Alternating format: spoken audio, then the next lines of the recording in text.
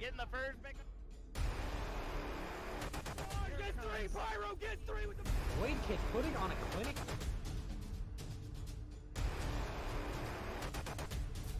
Whole team's down. Oh!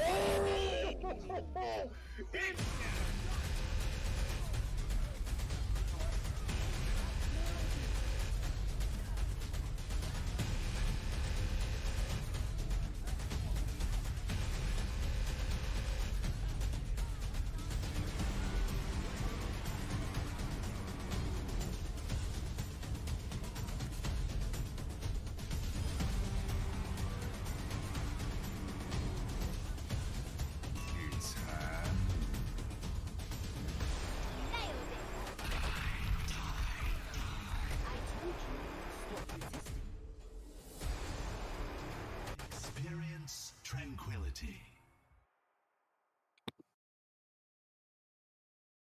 Good evening, Overwatch fans, and welcome back to Tranquility's Community Forum A, Stage 2, Week 1. We have Yeti's Pride and Joy SEAL Team Spuds, who are currently sitting at 2-3 versus the royalty of the Discord, Monarch, who are currently sitting 0-5. Will the SEAL Team Spuds be able to make this a 3-3 after tonight? Or will the Monarchs be pulling off a miracle trying to grab that wildcard spot? I'm Gizmo Charmander on the play-by-play, along with my man of a tank, Worst Cast, on the analyst. And, guys, we've got a new producer with us tonight, Myth. So please all give a warm welcome to Myth. How are you doing tonight, Worst? I'm great. I'm really excited to see how this series will go down. Obviously, we are moving into stage 2, the elimination bracket. You need to be ending in that top half of that elimination pool if you want to get out into the playoffs. So both of these teams going to be fighting for all of they want. And of course, still Team Spud is expected to get out of this to be in that top half of that elimination bracket, but nothing set in certainty. And honestly, losing a game here to Monarch would be kind of jeopardizing that, as Monarch here is 0-5. There's not much expectations on them from a lot of the people, but they themselves, they can obviously try to pull something out. They can try and go for that miracle, like you said, try to move into that top half of the elimination pool and try and get out of this with some get into the playoffs, because that's kind of what it comes down to at the end of the day. They are 0-5. They haven't really shown that they can compete, but this is their time to get it started. It is stage 2. This is the time for things to turn around. So this could be their new rebirth, and this could be them pushing into that top half of the elimination bracket. Honestly, anything can happen. Yeah, I mean, and we've got some amazing players to watch tonight. I mean, we've got Death Knot, just in Seraph on that DPS. Those two are insane DPS players. Death Knot's Hanzo is a very well-known Hanzo player, not only in Discord, but throughout Tranquility. And Monarch, it's got Trippy. Trippy's just been awesome. I've played against Trippy back when he was in Harmony, and we saw him again in the 2v2 tournaments. They were doing awesome with his teammate, and it's going to be interesting seeing what happens. It is also, like we mentioned, is stage 2, so there might have been some transitions that made it might not be the same rosters we saw in stage 1, and hopefully maybe Monarch and both SEAL teams, they made those transitions of switching out some players, maybe getting a couple new coaches, but I guess we're gonna have to find out tonight. Yeah. Tonight will be really kind of that proving ground here. It is the first week of competition here in the Discord tier for that stage 2. So obviously we're going to be seeing what the pace or what the kind of the mood is going to get set for the stage 2 for both of these teams here in this featured match. Obviously, having your first match of stage 2 being streamed might be a little bit of something to look out for these two teams, as right now, it's going to be all down to these players and to see what they can do with this added pressure on top of them. And in a lot of ways, it kind of makes sense. Monarch is 0-5. They don't really have any of that pressure. Like I said, it is more on SEAL Team Spuds. Like you said, it is Yeti's Pride and Joy. So obviously, he wants them to get out, and maybe that can maybe fumble a bit. Maybe you get a little bit too nervous, or maybe you get a little bit too caught up in expectations for yourselves, and that can do something to you as a team. I felt that before when I did play pretty competitively back a while ago. So it can definitely affect you in a lot of ways, and it all comes down to SEAL Team Spud's not going to crumble under that pressure. Yeah, well, we do know that the first map is Oasis, so coming into a map like that, what kind of compositions do you think we're going to see? Oasis is pretty good. It has a lot of maps with a lot of different variety. You do have that university that everyone pretty much always runs kind of a brawl style on that point. Not that brawl is the only optimal comp on that point. There is a lot of different optimal comps for that point, but it seems that the most popular ends up being the uh ends up that the most popular ends up being that brawl composition. We see it the most often on that point. But on other points, like Town City Center, it's very difficult to run that brawl there as you can get outspaced and outpaced by a lot of those dive comps or even just Pharah compositions in general because you don't have the ability to really punish her in the air a lot because she has a lot of places to hide behind. And if you get control of that high ground, there's nowhere that DPS can be that's actually optimal against that Pharah. So that can be a place where that ball composition does start to falter, and you can see those swaps off onto the Winston, onto that Wrecking Ball, onto that Diva. It can oftentimes be a little bit difficult there. But again, Gardens is kind of a mix of the two. You have that easily accessible high ground for both teams, so you can have that dive if you don't want to deal with those staircases, or you can go brawl if you wanna have to be more locked down on the point, more run into them. So control, almost every single control map is very varied in how you can approach it from the team. So we're gonna see what these two teams like to go on those different maps, and that can give us a little bit of a preview of what these teams are gonna run. So Oasis, and we are on Gardens, I believe is the name of this map. I always get these ones mixed up. This is City Center. This is City Center, okay. Yeah, I always get mixed up. Oasis is not my favorite King of the Hill map, so my team always avoided it like the plague. But we do see Death Knot starting on that sim. I'm sure they're probably going to switch over to the Tracer maybe, or maybe even a Reaper, because Death Knot has been known to play a Reaper as well. What do you think? Well, I did say at the beginning that this map is the one where you typically see less of that ball because it can get outpaced by those fair compositions, but it seems that both of these teams will be opting in to those ball compositions. You will swap over to that Tracer here, obviously using that SimTP to get very early advantages. Going the low ground is not something you often see from these teams, but it can oftentimes be better than trying to fight for that upper high ground, as giving up a lot of cooldowns just to take high ground, and maybe even losing someone in the process is often not worth it.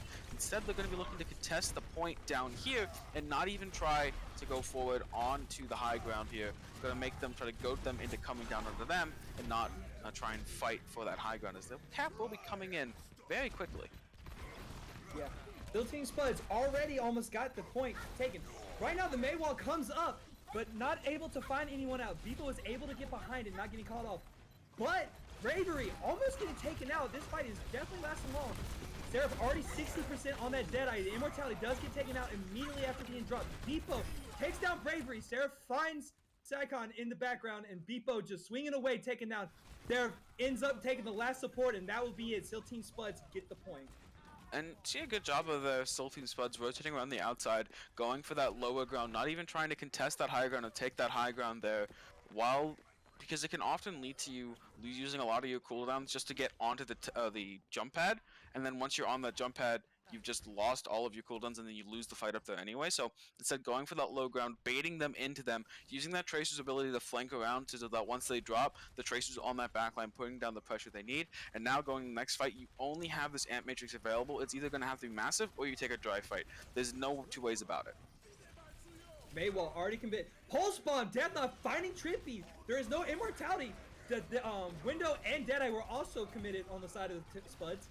And it looks like this fight's already over, but Monarch still kind of feeding into it, just trying to make the fight worth it. But there he goes, the stagger on the baby Diva, not going to be taken out. And that'll be the end of this fight. Yeah, and now moving out of here, you will see that they did in fact commit that Shatter and that Ant Matrix there. I said that they weren't going to really win that fight unless the Ant Matrix was massive. It wasn't, and so they ended up losing the fight. But they did get out the counter Ant Matrix and Shatter, as well as that High Noon. But these are all very quickly charging ultimates. It really does come down to both these team compositions. That Lucio beat is the key. It's the longest charging ultimate on either of these teams, and it's going to be the thing that's going to decide fights. Whichever beat comes out and gets the most amount of value will win the team that fight. Kiddo using the Diva Bomb to go ahead and pull out the Ant Field. Taken out. Guillotine has their bomb ready, but there goes the Immortality. It's going to be a free bomb coming up for Quiddo. That is a hard name to pronounce, folks. There goes the bomb. Bebo is able to take out the Ryan and the Diva, but Guillotine is able to fight Death Knot with that bomb. Seraph almost getting taken out, but able to find Storm with the flash and the headshot real quick. Bebo taking out Saikon. Yeah, a good use there. They kind of go overcommitted there for Monarch, and then once a massive shatter here, actually denying them access to that point. But you did see that at the end, the bomb, although it didn't get a kill, it did force out that Matrix and leave a bunch of people extremely low. And then from there, it was just kind of a use of those two beats together in order to one found more value, and they were already on the back foot. And while beat does make up for a lot of that lost kind of tempo that you do get once you have that immortality field already pushed out, it doesn't kind of negate the fact that they will also have their own beat, so that just pushes their tempo even more. So even if you make up some, their tempo gets even faster and you kind of just crumble at the end of that. But going into the next point, we'll see very similar compositions, though. It is Death not on that Tracer, but instead swapping over to the Mei. Obviously, Mei does find a lot more use here with these more enclosed locations, where that Tracer does more thrive when there's a lot of those flank angles, as right now they will be rushing down to this point and looking to do very similar things, but actually, Guillotine will be on that Orisa, so very interesting to see what they're going to try to achieve here. Maybe pull into the pit. Yeah, fight already taken. Monarch has position on the point with that double shield coming out, but the Mei wall blocks off Guillotine. Guillotine is an easy target, forced to use the gold armor, but not able to take it out. Deathnot does find Trippy in the background, but gets taken out by Storm. Beppo getting Guillotine, Kiddo finally, and Seraph ending the fight. It looks like the Steel Team Spuds will be capturing the second. Yeah, and something that D.Va does provide over that Orisa is a lot of upfront damage. Yes, the Orisa shooting has a lot of damage if you can hit those headshots, but D.Va in close range can absolutely shred people. We haven't seen D.Va a lot in the past couple months. It has been a lot of Sigma, but people have kind of forgotten how much damage they actually do, as neither team will have an ult coming in here, but a massive flashbang will find them that advantage as the immortality goes already out. Yeah, and there goes the wall, the window as well, forcing the Monarch to pack out and kind of reposition themselves. They do have bravery, but Trippy getting taken out. Seraph is just able to flank on this. Butt gets taken out, and Beeple also punished. The Mei walls come out. Fat Shatter coming in, not able to find any follow-up, and actually gets taken out himself by the Lucio. With that, this fight is still not over, but Deathnot just causes, Lucios are causing damage. Huge Deadeye with the Blizzard out, and there we go. Monarch will finally capture the point.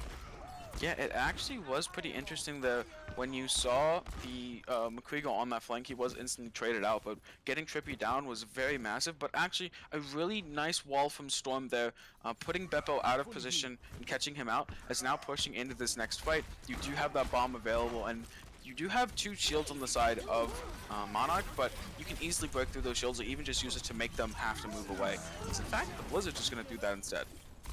Yeah, forced out both immortality. Got Trippy. Your teammate fighting Storm. Now the D.Va bomb gets haunted. Oh my goodness, the Steel Team Spuds just rolling over, but the fight is not over yet as Bravery gets taken out, just trying to get a little more time. Yep, and right now, moving this, you will see Guillotine not even going to go for that bongo here. We'll just be swapping straight onto that Zarya. Zarya just provide a lot of pressure against that D.Va. Obviously, you can't DM that beam, and once that Zarya is on high energy, it just shreds through even armor. But now you will see the wall come out, trying to get a split, but doesn't seem to quite find the one they want.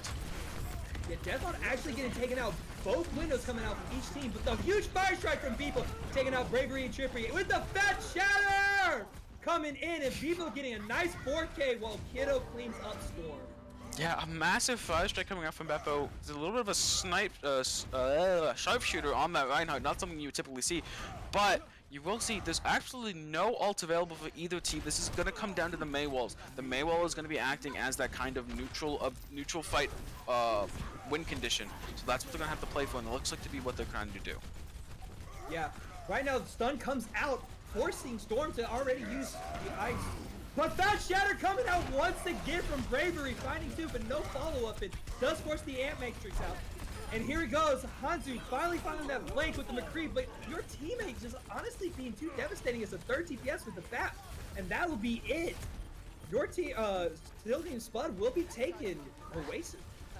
Yeah, and you did see that Blizzard coming out on the back end of that fight, but they were a good job there from Dwayne having that speed ready, able to kite out the Blizzard as the ball will not be able to touch it. And that will be the first map here, going over to Steel Team Spuds, going that 1-0 here, taking Oasis 2-0 in a very dominant fashion here.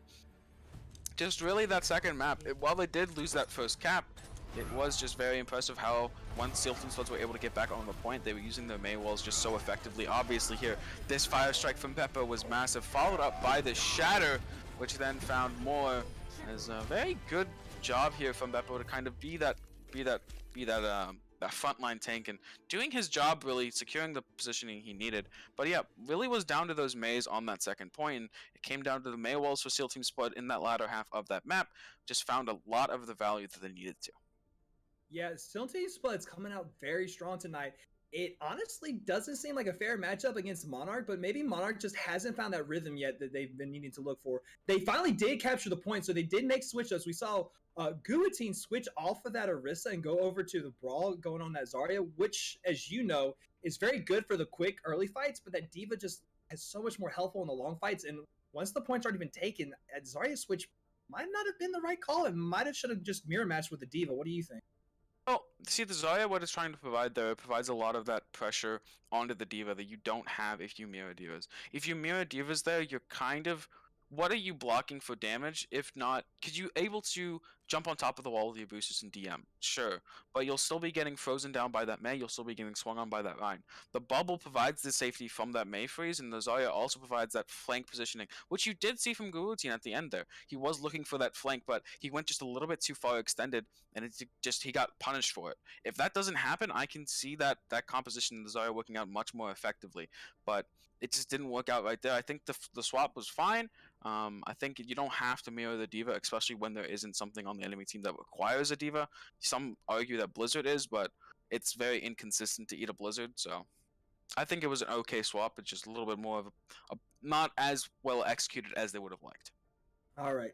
Well, the next map is Temple of Anubis, so probably going to be seeing maybe a little double bubble, don't you think, instead of running this Rhine Diva or Rhine Zarya comp?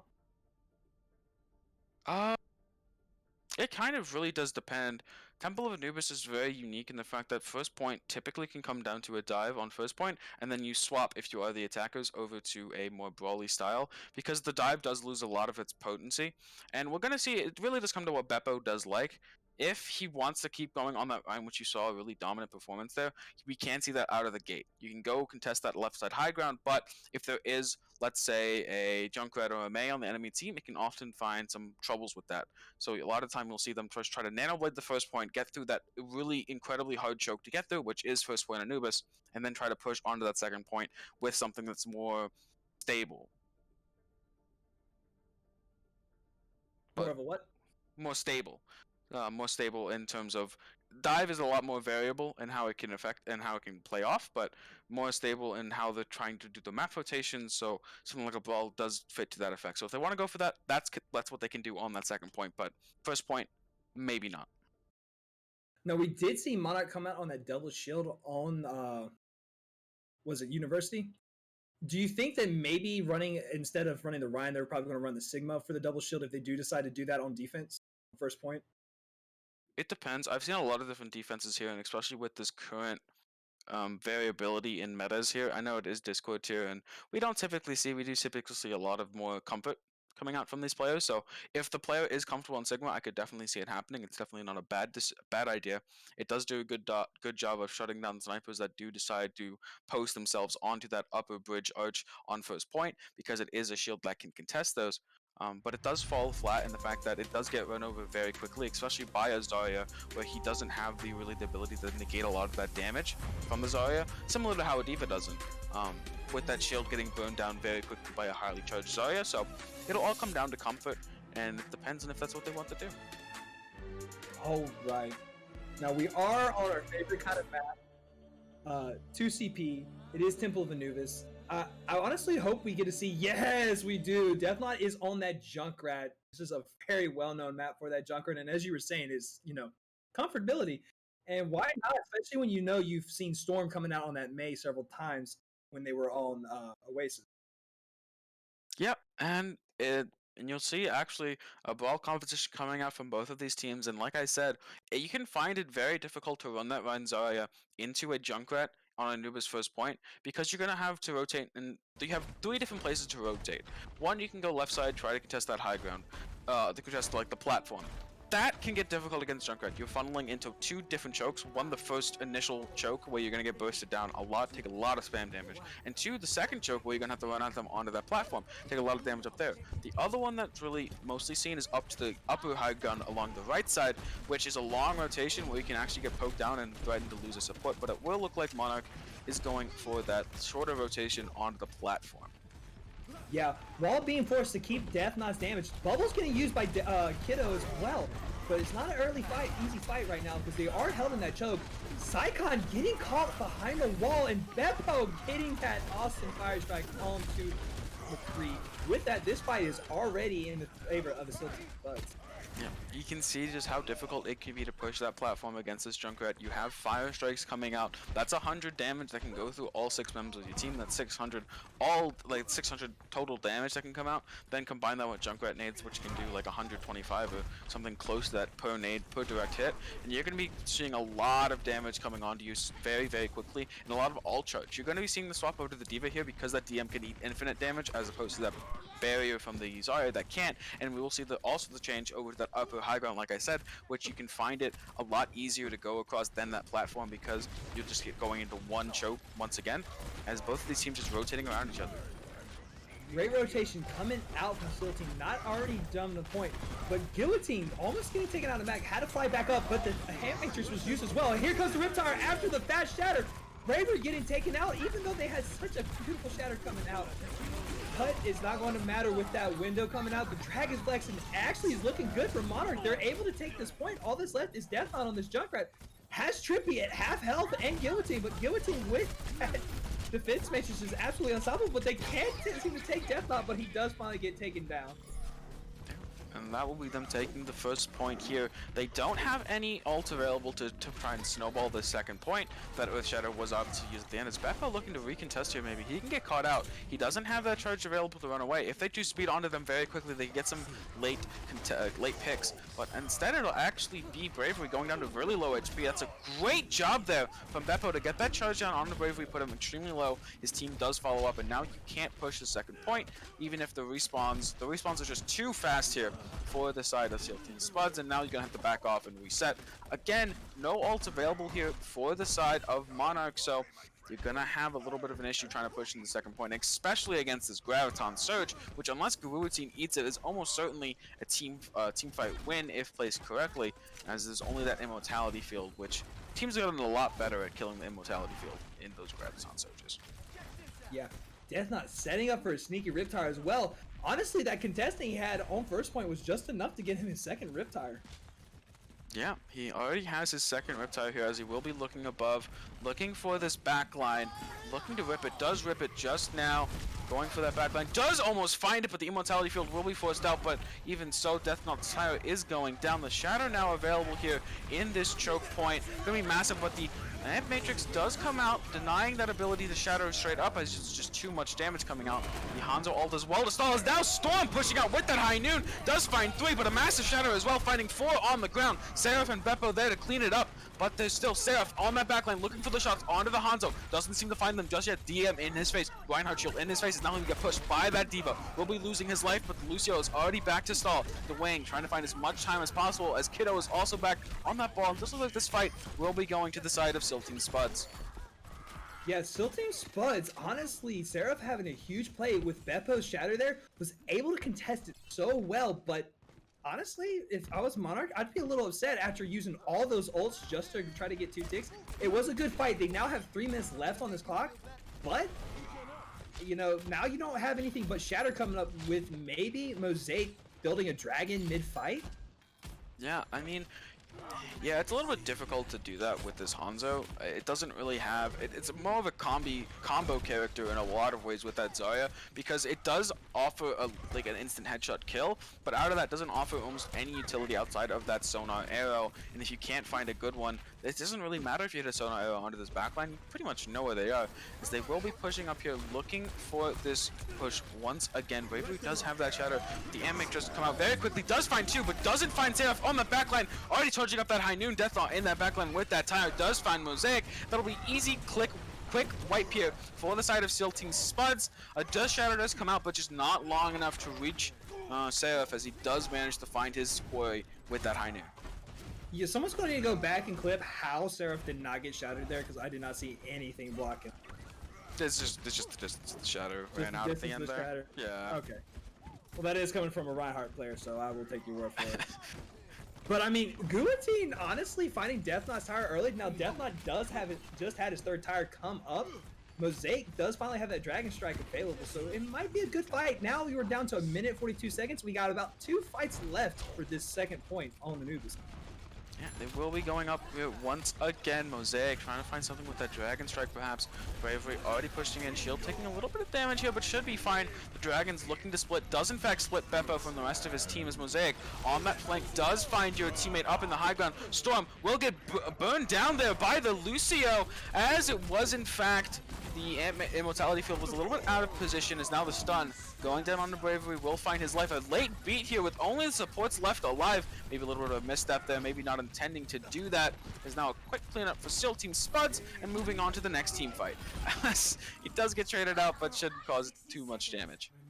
Nah, not too much damage at all, because Deathline does have his 4th Riptire available. Seraph does have his 4th Deadeye. You know, still Team Spuds have just been awesome with their DPS, building up their ult so much quicker than Monarch has. I think that might be one of the advantages, is not only are they building their ults fast, but they're actually doing a good job kind of spacing them out, having a better ult economy. Where Monarch, you know, maybe a little couple misclicks here and there with their Qs and maybe a little overcommitting, but you know what, in this next fight, it's all coming down to this last fight with D Wang on that awesome beat drop coming up with, and your teammate's ult. It's 5 ults. Beppo's the only one on still Team Spuds that doesn't have an ult available, but that shouldn't be too hard. Here comes the bomb coming out, forces the Ant Matrix, does get taken out, but here comes the bomb. Sarah finding Guillotine before they could even get back, and the Window's just doing too much damage. Death not getting another kill with that Riptire, and with that, it is going to be still Team Spud holding it to 2.5 ticks here on the second point of Anubis. Yeah, really good job here holding the second point, as now they are going to have that win condition of maybe just going for like a Nano Blade or something. So you only need to really win one team fight, like they in fact did. Like Monarch actually did the only one that one team fight to get those 2 ticks. So if you are going to be Seal Team Spuds moving in here, you might be looking towards some of those alt combinations, maybe the Grab Dragons or the Nano Blade. Those 2 things can win you one fight very easily, and then you have your win condition. But we'll see what these teams are going to want to do moving in here, if there will be any swaps. I doubt there will be. These teams seem very comfortable on what they work on, as Death Knot might be the only one swapping off that Junkrat into maybe we see the Genji, but that's all up in the air. Yeah, a great hold though from Team Spuds. You know, I've always come to the conclusion that Anubis is one of those maps where it's all about the OT, but at this point it's not about the OT. It's just about straight up rolling through the other team. And this will also, ladies and gentlemen, be the first Discord tier game I've had this season where the 2CP map will not end a draw. So kudos to Yeti and his SEAL Team Spuds for making that possible. Even if they don't win it, at least they, you know, didn't make it possible for a 4th draw. So yeah, no, we don't like draws are fine. I mean, like, if so, like, here's the thing: when you're the one that forces a draw in an obviously losable situation, that's hype. But watching somebody draw something for like 4 minutes can oftentimes be like, well, I just spent 5 minutes watching this just to end in not a meaningless conclusion, but definitely not a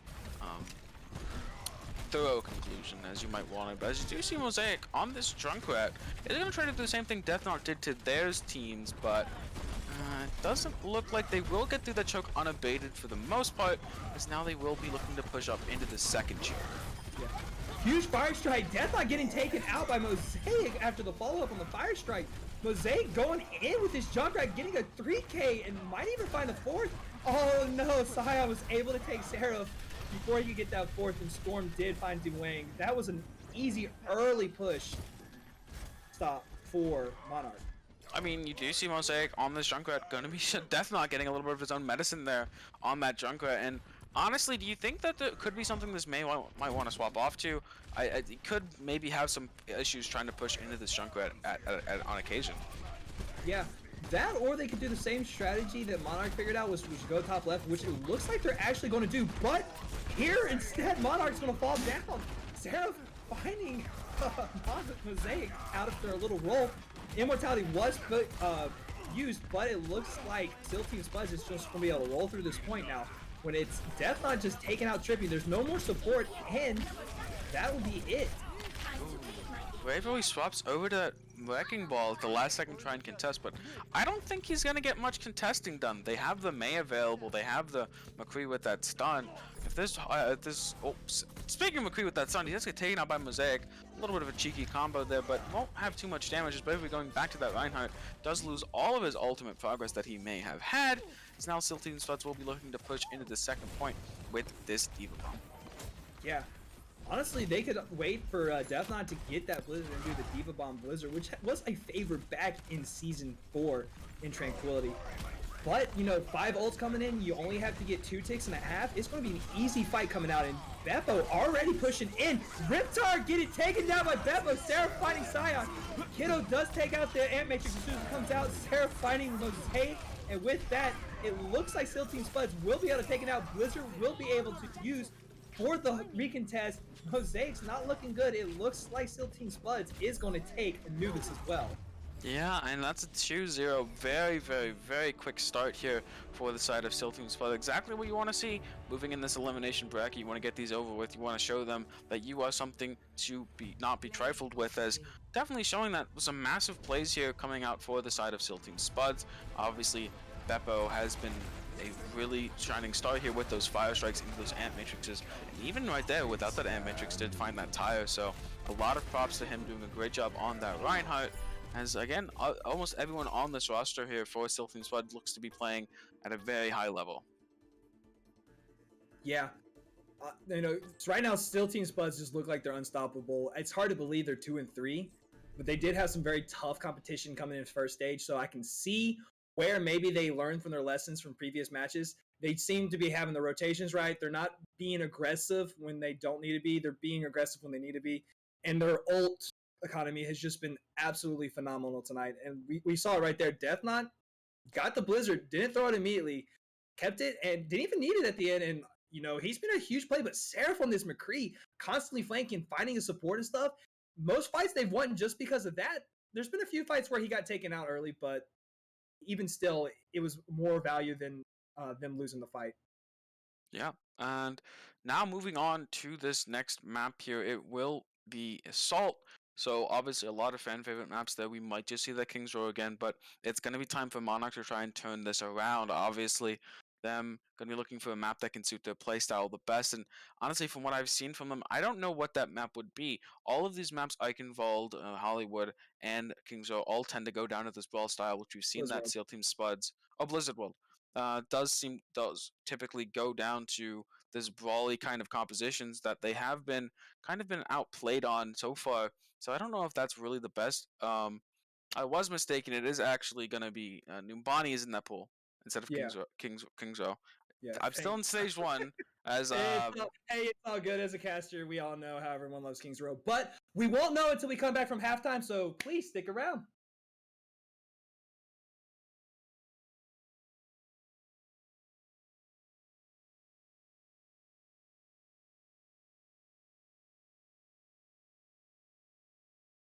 Yep.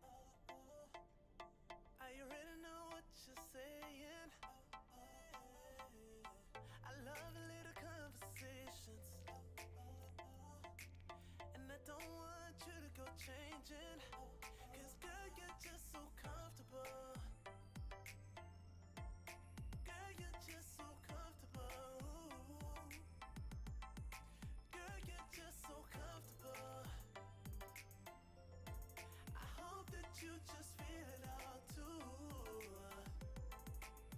Cause girl, you're comfortable and let's go. Feel so good just when I roll through. And I just think it's so crazy what you do to me. Girl, you're the baddest thing, you know that. And I really need you to show it. So turn around, let me get you on the Kodak.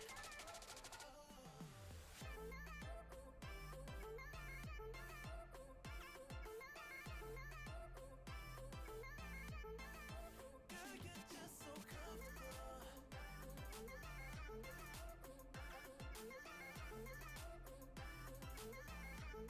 Cause girl, you're just so.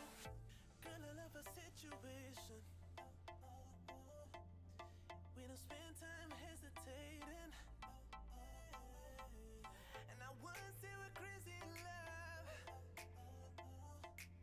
I would just say we're crazy enough. Cause girl, you're just so comfortable. Girl, you're just so comfortable. Girl, you're just so comfortable. I hope that you just feel it all too. Cause girl, you're comfortable and let's go. Feel so good just when I roll through. And I just think it's so crazy what you do to me. Girl, you're the baddest thing, you know that. And I really need you to show it. So turn around, let me get you on the Kodak.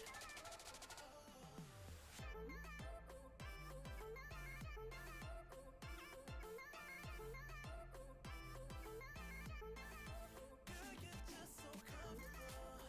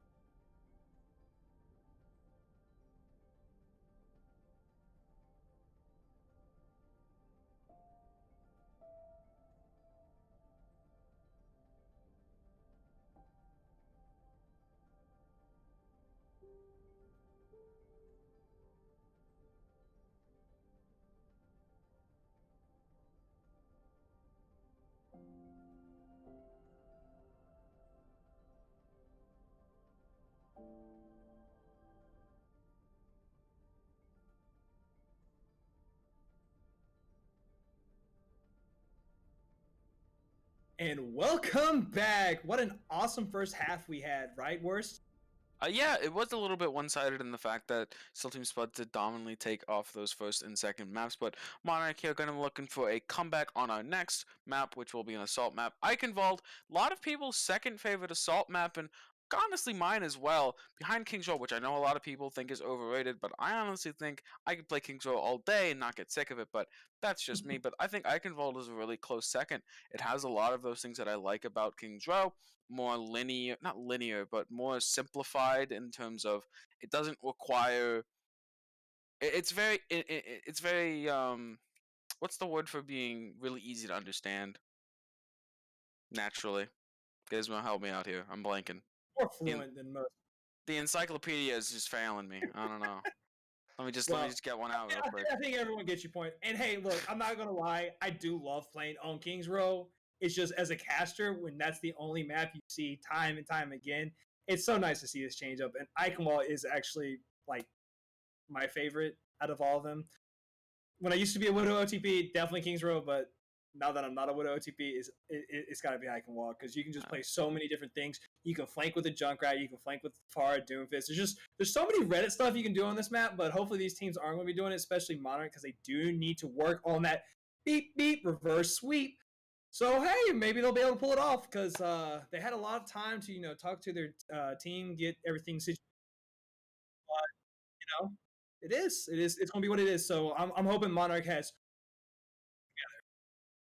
Yeah, it's going to be interesting to see what Monarch can do here, trying to move back for that reverse sweep. Obviously, something that every team does want to do. We did see yesterday, we almost did see that reverse sweep coming out in that Transcendence tier. It was stopped at the last second on Lijiang against the Lijiang Legions, which, it was in the name. I think the writing was on the wall for that one.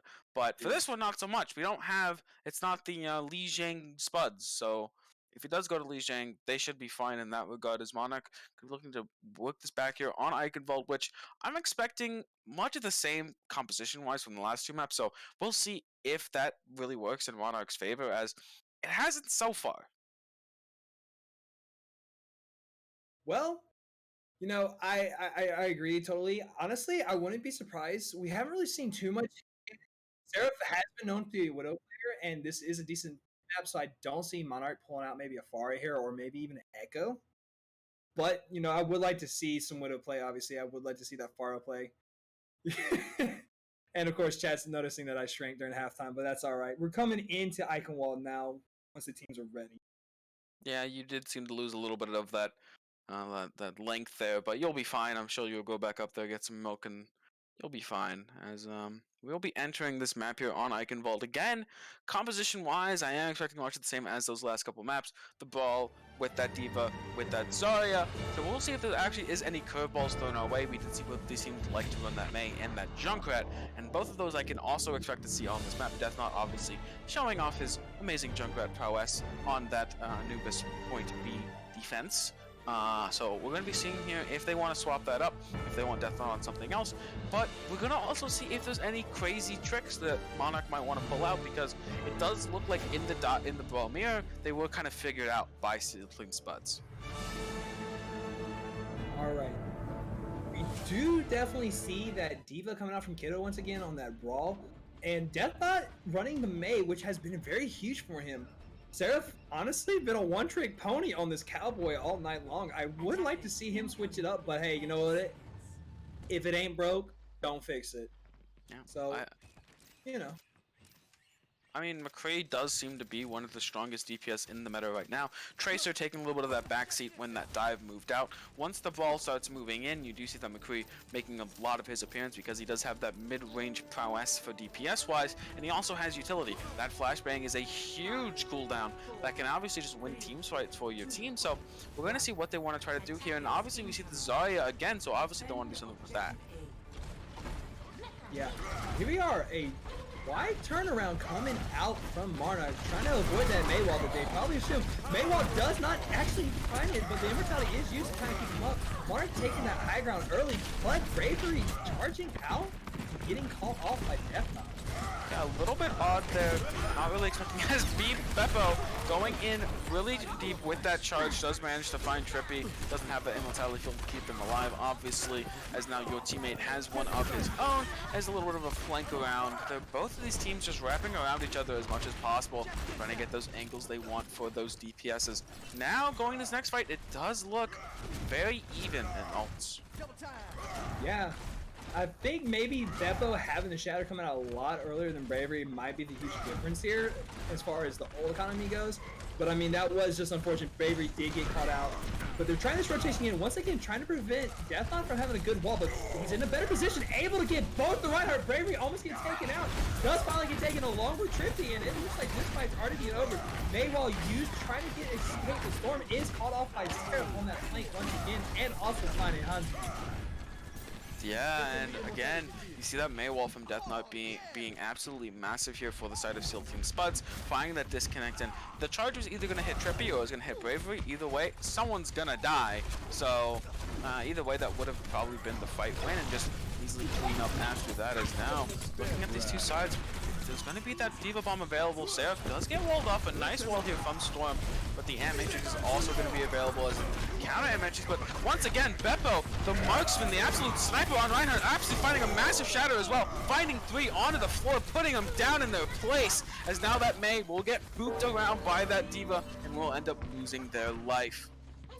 Yeah, great commitment. Seraph using that Deadeye to both force out the wall and Immortality early.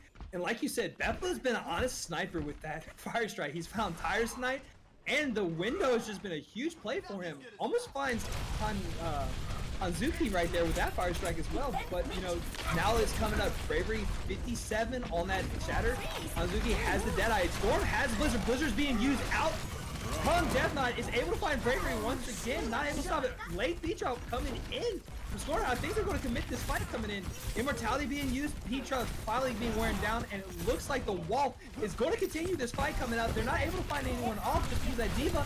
Seraph finding his counterpart. And it looks like the potato, SEAL Team Spuds are able to push it. You know, Potato Squad. Potato Squad. The potatoes. I'm sure they don't mind being called the potatoes. Nah, they're better than the potatoes. You know, they're the SEAL Team Spuds. I mean, yeah, you gotta get that alliteration in there with those team names. Obviously, that does boost your ability to win games by a whole 20%. So obviously taking that advantage where they can, as right now we do have that grab available here for Garua Team, looking for that finally after almost 3 minutes and 20 seconds, finally has it available for themselves. Is now going to be shoving themselves into this choke and are dead. Garua Team can't even pop the Graviton Surge, as now everyone is just dead as, no, he popped it, Kiddo ate it! No, that's 3 minutes and 30 seconds of work just wasted there, all in one team fight, and you didn't even force anything out from the enemy team. You forced out maybe the Shatter and the Ant Matrix, but nothing else. And Bravery now coming up on his second Shatter. Beppo actually used their Shatter there as well. Kiddo still has that bomb just for the last contest. Maybe it's trying to space it out. Wall gets... Bravery once again gets taken out because of the Maywall coming out. Just cannot seem to catch a break. The Immortality does go down. Here comes the bomb. Not able to find anyone. Seraph does find Han in the back. And Deathnot coming in. Beat drop being used. And with that, SEAL Team Spuds are going to be taking this easy play on Icon Wall. Yeah, it just seemed like Monarch just doesn't know really what to do against that Mei. They were trying to sub the Reinhardt in there fast enough, but then they weren't really shooting the wall enough. Also, with that Baptiste, what's something you can do, especially on that bridge, is you can send your Baptiste up top. I know the Diva is up there trying to keep the Baptiste off of that high ground, but he can jump up there to try an Immortality Field. You get the bubble from your Zarya, and you should be fine. You should get that Immortality Field off very effectively and keep him alive. You did that a couple times, but I don't think they saw it nearly enough, especially on that last contest there. The Rhine just walks in, gets walled, dies, and you see the rest of the team, instead of shooting the wall, trying to get an angle for their healers to get the Rhine, keep the Rhine alive, instead you see them flanking around the left room or trying to speed around the right room, which is actually quite slower and doesn't give your supports the angles they need to really save them. So it just seems like Deathnot is this roadblock for them. They just don't know how to get past this Mei. Yeah. The other thing they also could have tried is maybe switching the DPS up a little. Maybe instead of trying to do the counter with the Mei McCree, switching over to a Junkrat, maybe breaking down the walls a little quicker, or even maybe trying to Echo or Reaper or I don't know, maybe get Torb out and throw that 7th man turret coming down that usually could be very hectic. I mean, getting Kiddo to waste their defense matrix early might have been an easier win, but Death Knot just, like you said, was a great great roadblock for them. So they're gonna be looking to try and repeat that same success that Death Knot found with a mate of their own. Very just the same exact setup, except you have this Guru routine on that Zarya. Once again, pumps out a lot more mid-range damage than that D.Va, and does give your Ryan a lot more safety. The DM does cancel a lot of damage, but it doesn't cancel things like that May freeze, like the bubble does. This. Actually, you see the mini Earth Shatter come out here when the McCree flashes 6 people. Almost like a mini Earth Shatter in of itself, especially now. Storm pushing forward, trying to pressure that shield down. The immortality from Trippy is already out, as now it will be Benbow walking forward. We'll get stunned up there, but Death Knot is found. Trippy in that back line.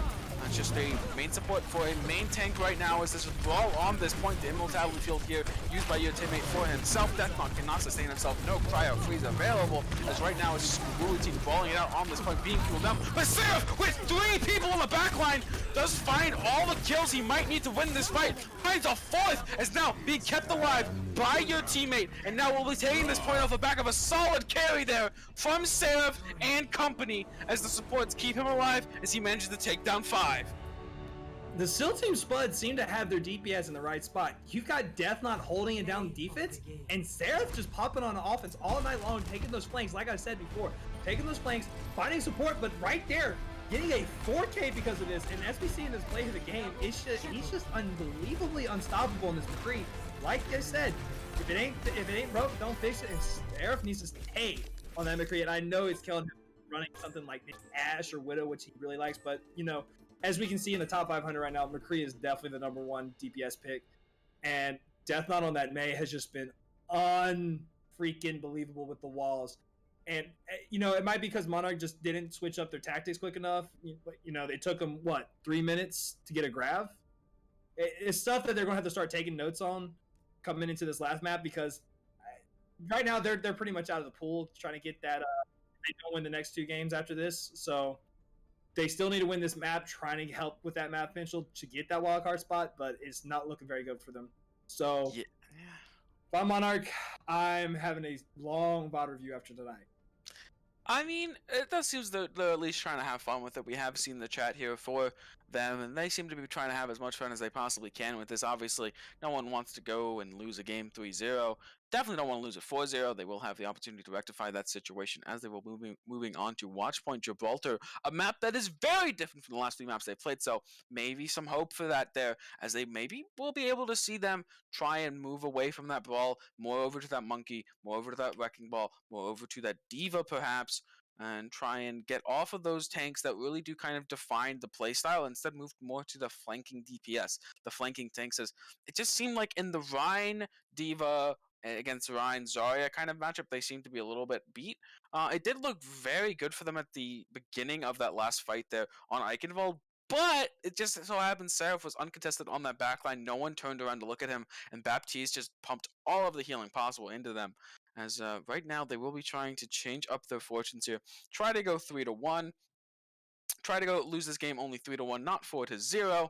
As now going to be trying to go on Watchpoint Gibraltar. Maybe we'll see some more Widow. Hopefully. But, you know, at the same time, with Gibraltar the way it is designed, I'm actually expecting us to see maybe a couple dive coming out. You know, it's all about controlling that blue box on the high ground on that first. So seeing the Winston coming out would be nice. Maybe we'll see double bubble. But I highly doubt it, because we've been seeing a lot of D.Va from both. So Winston D.Va is definitely a good pick here. But, you know, Gibraltar, I have a love-hate relationship with this map, honestly. I could go on and on how much I love and hate this map. And Storm, you better not be tricking me here, because if you stay on that Bastion, I'm going to be super happy. And Trippy on the DPS right now? Oh, it looks like they're switching up a little bit of the composition as well. It's not enough players, someone taking a little bit too long to get in here. As now we will be seeing what their compositions might be in 30 seconds, as it will all be revealed. Obviously, Seal Team Spuds still being on that defense here, looking for an early first point hold if they can manage it, as they did so valiantly on that Eichenwald defense, full holding there. They're trying to replicate something of success there as well. We'll be seeing shortly what their comps will be revealed as. Will they go for that dive? Will they just keep playing what they've been playing?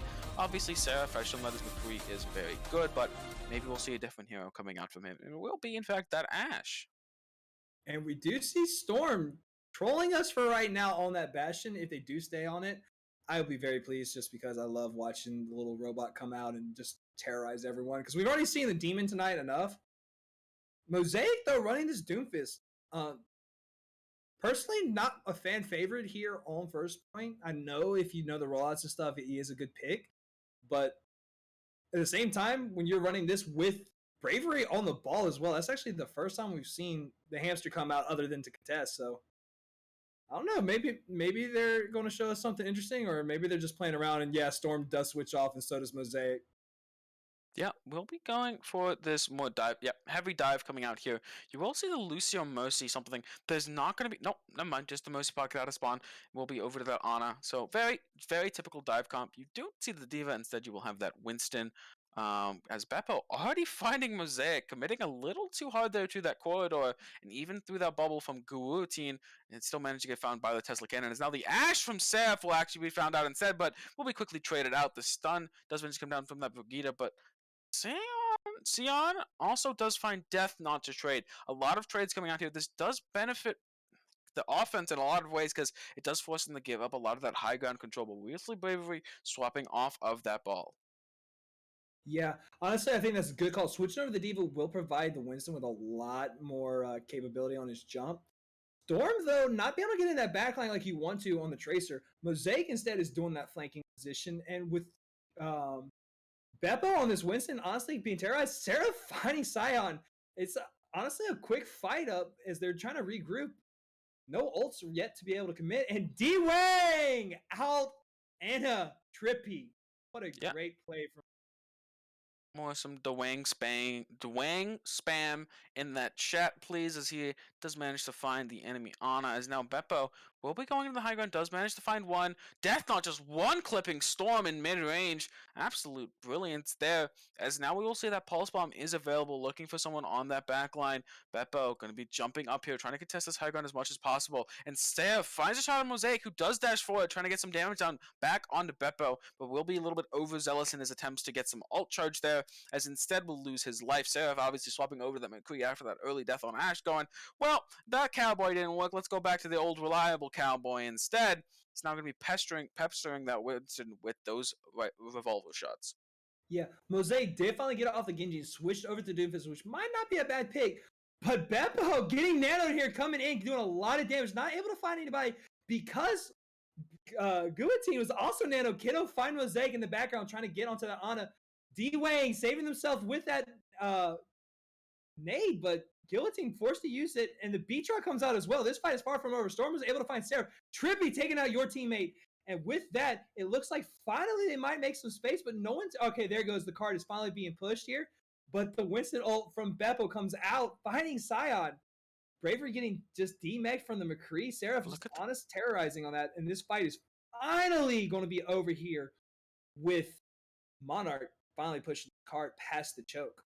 Yeah, it's going to be a little bit under the bridge, but they still lost this fight. This fight, they will finally be getting those respawns back in here. Seraph on that high ground does manage to find Mosaic with that Deadeye, but they managed to get the respawns back, and it was just a very sloppy, scrappy fight there from the side of Monarch. They weren't able to find a target they wanted to kill one time after another. That's what you really want to look for with that dive. It's going from target to target as fast as possible, using your cooldowns to 1, get on top of the target, 2, execute target, and 3, stall until your cooldowns come back up to then execute the next target. As you don't see that there, instead, just a little brawling on the outside is now going to be using those cooldowns to get on top of that Ana, like I said, the first part of the plan, but they don't manage to find it just quite yet, as Death Knot instead finding the backline of Trippy, as Guillotine does manage to find Beppo, and again, another scrappy fight coming out here. Kills getting traded again and again. Your teammate with that rally on that Brigade is going to be extremely hard to kill. Seraph just going off here. Nothing to really stop him. The Diva shooting that Brig, not DMing the McCree, which should be one of their highest priorities, is that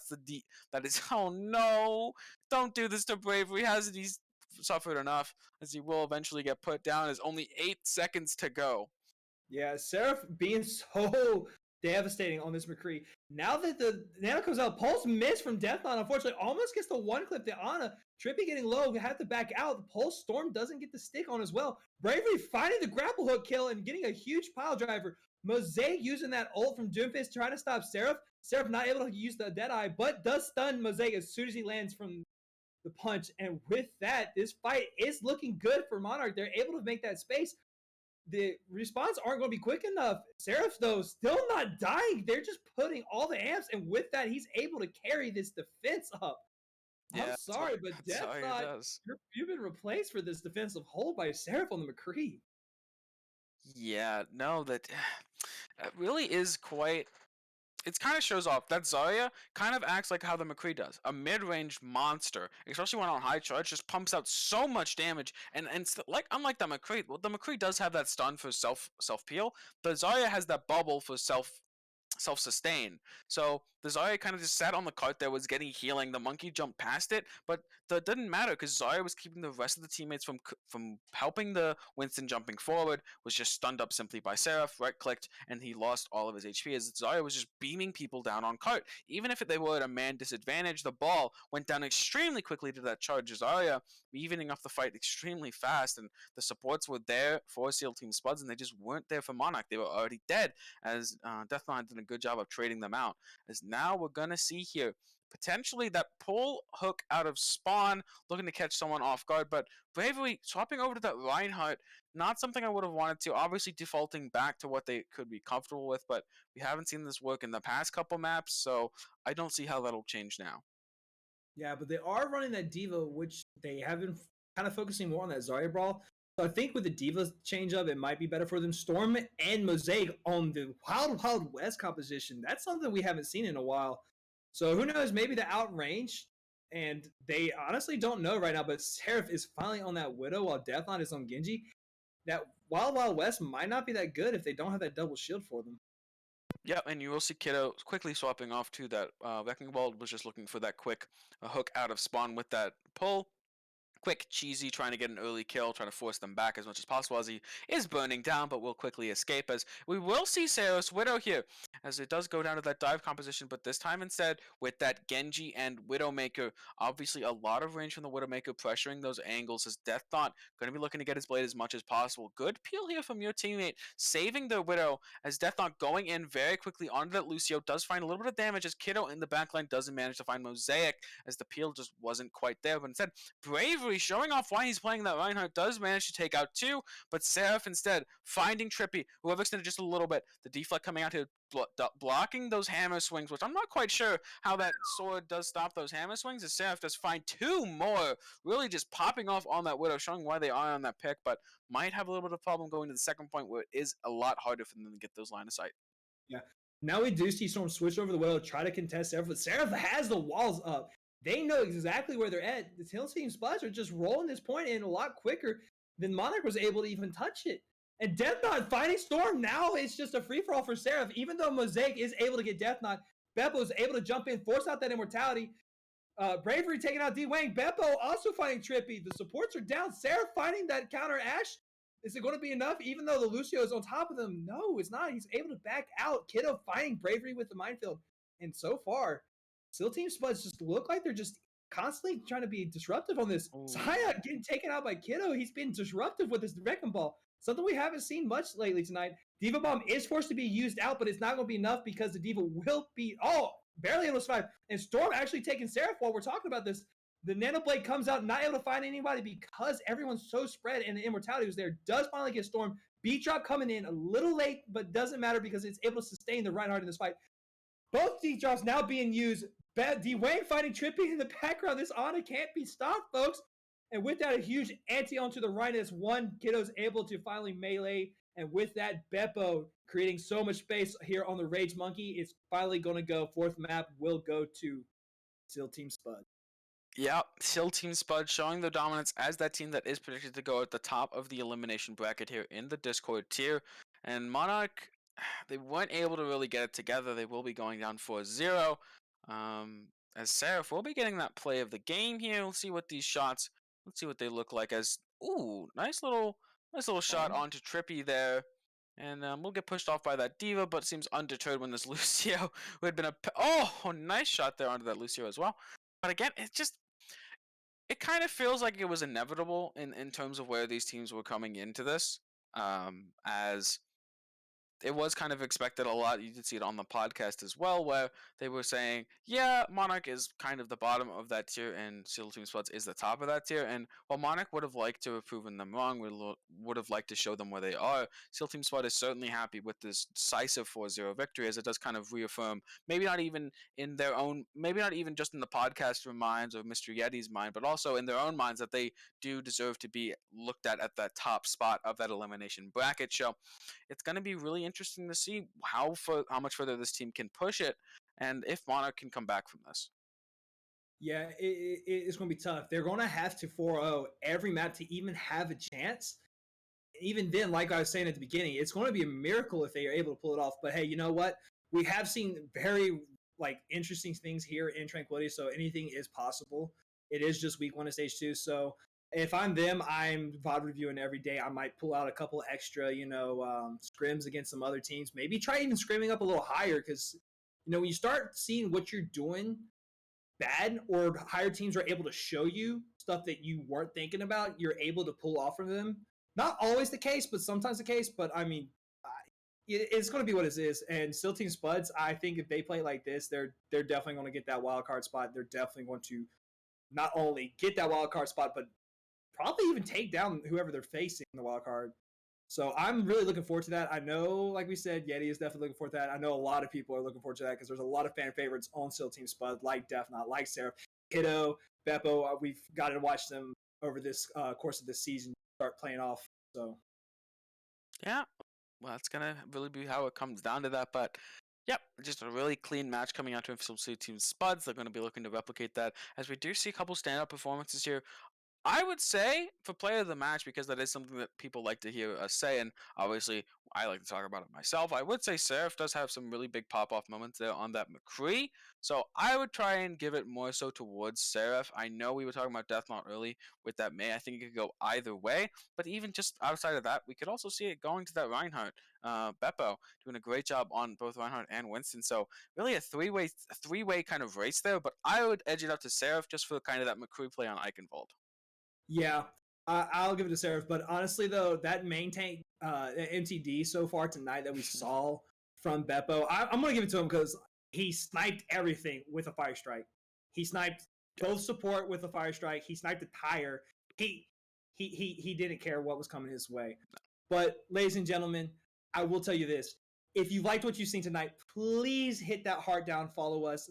Subscribe. Everything that you guys spend here actually goes right back into community, goes right back to you for gifts and all that. Don't forget to use your points trying to enter in podcasts on Monday. And don't worry, there's still more Overwatch Tranquility tonight. We do have a beat drop, and I promise you, it's definitely not something you will miss. So please go over to our YouTube page, youtube.com/OW Tranquility, just like our Twitch here, and watch it. I'm sure you'll have a great time learning about the team. If you guys don't know what the beat drop is, that's what it is. It's us interviewing the teams, getting to know you guys better, and letting you guys tell the community what you're like and how fun you are. But that is going to be it. I'm Gizmo Charmander on the play-by-play tonight. I'm Worst Casts on the color, and we were joined here, of course, by our producer, Myth. By our producer, Myth. Amazing job, by the way, yes, Myth. amazing Awesome job. Amazing job, Myth. For the first cast, No Double Tranquility has gone very well. We'll be happy to have him on board with us. As that'll be all for tonight. As we wish you all a good night and hope to see you again next week.